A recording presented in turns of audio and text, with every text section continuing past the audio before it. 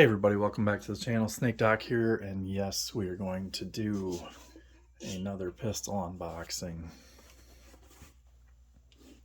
Taurus. What's inside? Well, not too many Tauruses come in this nice case anymore. So what could it be? Well, you should know because you clicked on my movie or video title. So here's a coupon.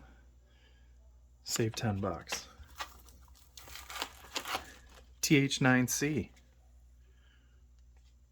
It's going to be my new EDC.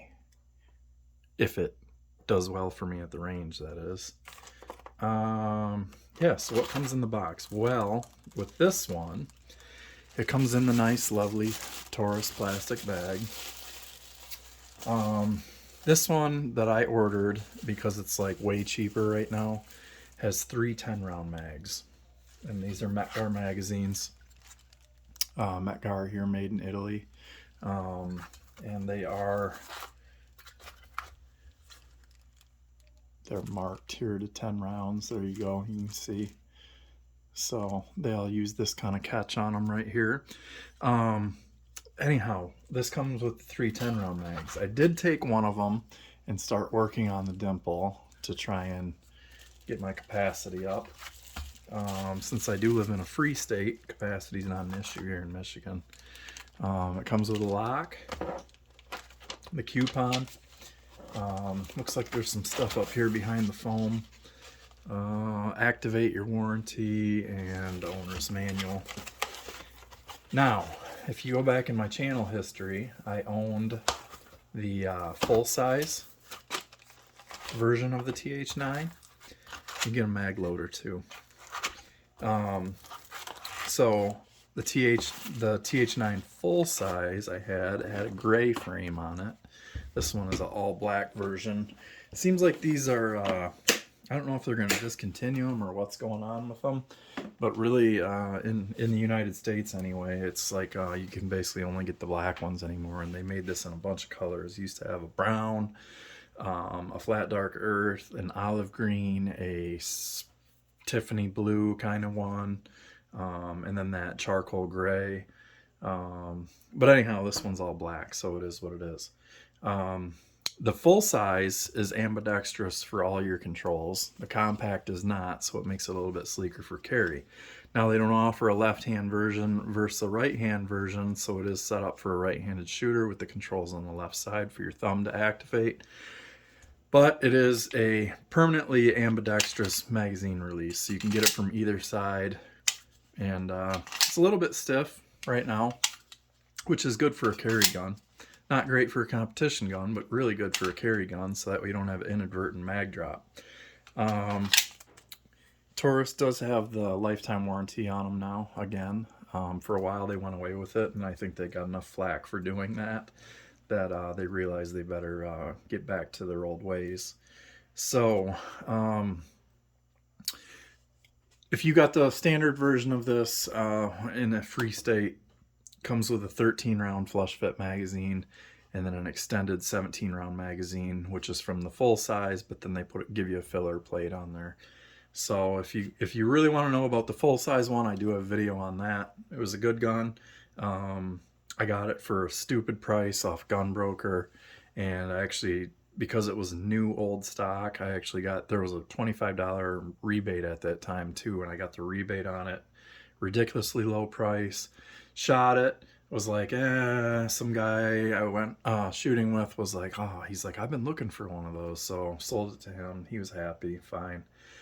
And so anyhow, ordered a compact because I did remember that I did like that, the full-size one.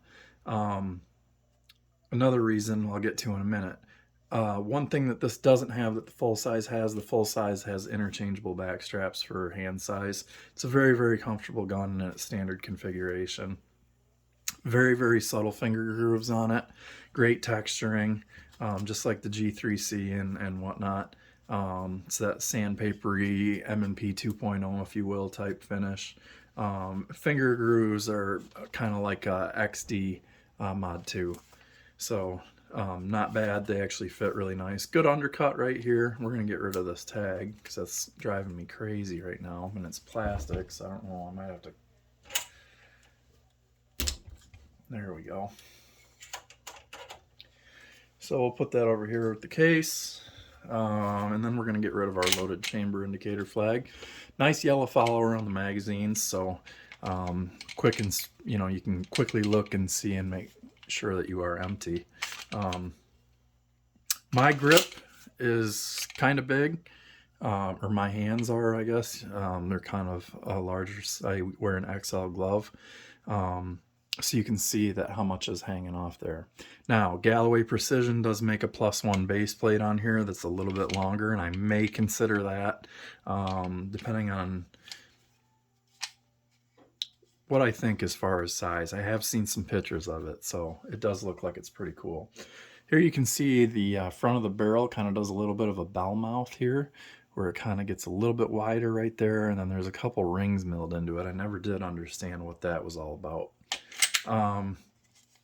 Novak sights on it, so it does even have the Novak branding on it. So these are a 3-dot configuration, as most pistols are these days, and all three are just white dots, and they are not night sights. Some of the foreign models, I understand you can get fiber optics or night sights from the factory. They don't offer that in the United States on this, probably to keep it at a certain price point, but price point on these varies drastically. You really have to shop around. So I've seen the one with 3 10-round mags as low as like $220 right now, plus shipping and tax. I've seen this retailing in some sporting goods store with a 13-round and 17-round mag for $289. So somewhere between, it's going to be sub 300. If you're paying over 300 for it, you're paying too much. Just because it's available a lot of other places for a lot less money. So you do you, though. So what is it? It's hammer fired double action, single action, and it's small. So it's about the size of an XD subcompact, maybe just slightly bigger than that. But nice capacity, 13 rounds. So if you think about what other double action, single action hammer fired gun is there with a decocker, 13 round capacity. Well, I've done some videos on it. HKP 2000 comes to mind, and this is definitely smaller than an HKP 2000. 3.54 inch barrel. I think the P2000 is 3.6 something or other, maybe 3.7 something. So the slides might be similar, but the P2000 grip length is more like a Glock 19 length. HK usually downloaded their mags by 2 for whatever reason. They thought they needed to do that. That gun is basically the size of a 15-round capacity gun, but it only holds 13. You got some relief right here for access to the trigger. Decocker works in the down position, so here we can see the hammer is back, so, and that is your decocker.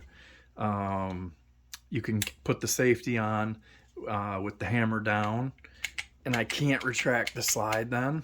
The safety off, you can see, and we can have it cocked and locked, so you can carry it just like a 1911 and it kills the trigger.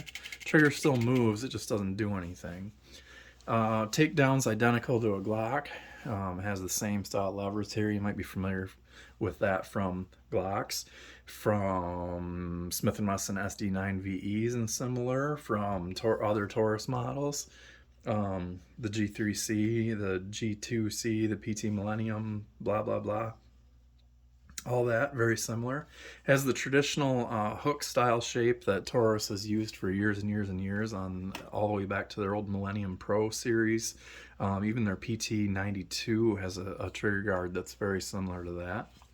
We have a 1-slot rail here. It is a 1913 dimension, and that slot is wider than your Glock slot, so this should work with like your Olight PL Mini 2 and some of the really small micro subcompact lights that have the adjustment or the slider on it. Should work fine on a handgun like this. Your full-size lights, TLR 1s and X300 and U's and stuff like that, are not going to fit on this gun. They should fit on the full-size though. Does have a loaded chamber indicator right there. If you push on that, you see that red that just popped out right there. Yep, that's what it does. So it's above the extractor and it flares out, and you can just kind of run your finger over it if you had a loaded chamber. So external extractor on it. No front cocking serrations. I believe the full size did have it. Really nice spacing on these rear serrations and really good grip, really good texture on them. It's like a matte blue finish. I assume that's a matte bluing. It could be an oxide style finish. Don't know. It's very flat and chalky though, so it does give you a good grip on it. So, you know, if your safety was off, it's an easy gun to rack too. Hammer fired gun, even if your hammer is down, it's not that bad to retract it and get that hammer back. Or you could just cock your hammer first and then work your slide. Really light.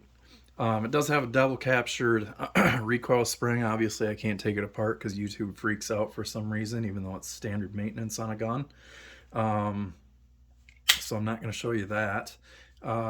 Barrel is not quite polished, but I'm going to take care of that. And I do have a video on that. When I had my full-size G3, I did a barrel polish video.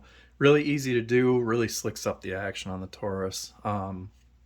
As far as the barrel interaction with the slide. Again, there's a look at the magazine release. You can see it sticking out equally on either side. I'm probably going to sit and play with that and just keep working it back and forth like this. Even just sit and use the trigger guard as leverage and just push and push and push until it's kind of softens up a little bit, because it is pretty stiff from the factory. If we look down in here, you can see there's the hammer spring right there. Basically the entire fire group module, like on a Beretta PX4, is did I just say mod?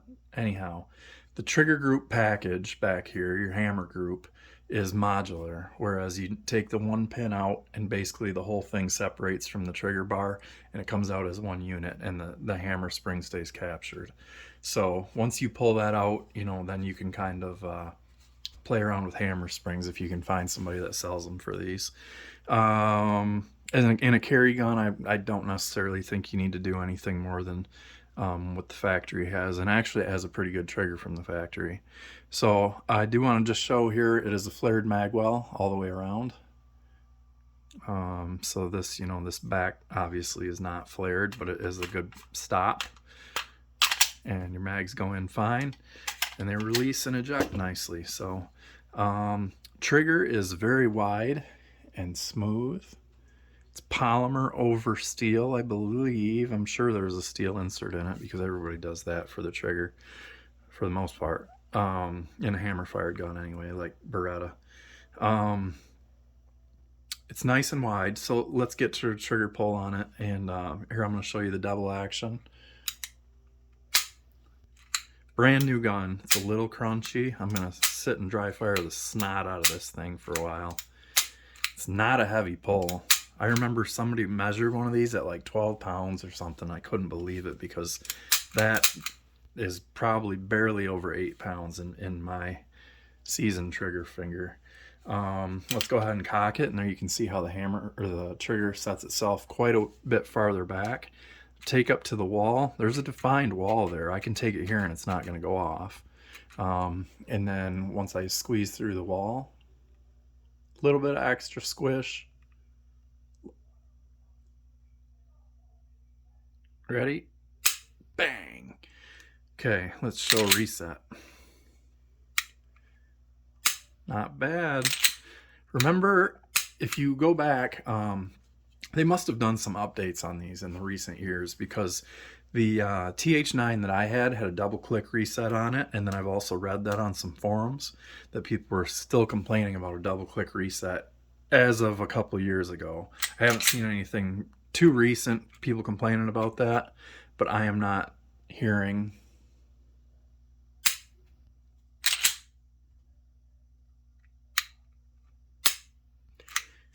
So I think it just needs a little lubrication. The pistol looks pretty dry, actually, for being an import from Brazil. These are made in Brazil. These are not made in the Miami factory, which I believe now is in Georgia, something like that. Georgia, Alabama, somewhere else down south.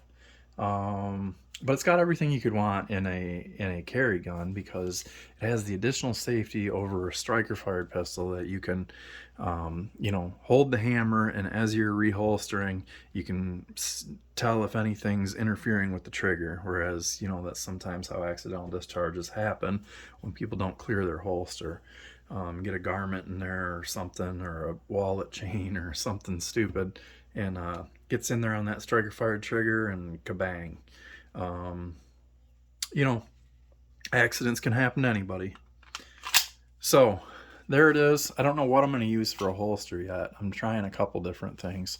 There's a PT809 Kydex holster inside the waistband that I think I'm going to order. It's pretty reasonably priced, and if it's too long, I'm probably going to shave it or chop it so that it fits. I don't like an extra long holster because I plan on appendix carrying this. That's why I got a hammer fired gun. I'm going to appendix carry this. So that's kind of where I'm at. We're going to do a size comparison and a weight real quick, and then wrap it up. So P365 SAS in an XL holster. So there you can see it's a pretty slim gun for what it is. Like, if you look at the slides, they're about the same. The difference is obviously your 365 is a lot shorter. Let's look at the difference in the mags just for fun here. This, we know, is a 10 round magazine. This has a Pierce extension on it, but we won't worry about that. So if you compare the magazine to the Taurus, they were able to stuff their 10 rounds in there and still have room. As with Taurus, you know, this would be a 13 round mag normally in this size. So there you go. Let's put that back in there and kind of put them over top of each other. So here you can kind of see 365 is going to be a smaller package. I better put that magazine in there so I get a true look. But with my Pierce extension on it, it's not really any longer in the front. Obviously, you're going to have a little bit here. There you can see. But weight-wise is where, you know, you could throw this thing in a pocket. Super lightweight. Don't know if I trust that trigger in a pocket without a good pocket holster. There we are in ounces. 18.13, 25.11, so almost a half pound lighter. This is the SAS, so, you know, the sights are embedded in, there's no like external sight, it's embedded into here. Super small release, and this has a whole grip on it, but you get the idea. Let's take a real quick slide measurement here. 0.90. So it's kind of like the same slide width as like a 1911. 0.92 up here at the front. We'll go right here where the memory pads are. 1.10.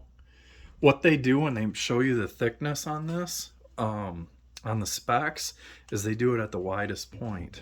So I think it shows on the specs it's like 1.3, which I'm not even getting that. 1.24 at the safety lever. Where would it be that wide? I'm not getting that measurement anywhere on here. So it's about an inch, a 1.1 inch, 1.08 inch thick gun. Nice controls, ambi, mag, and concealable and safe.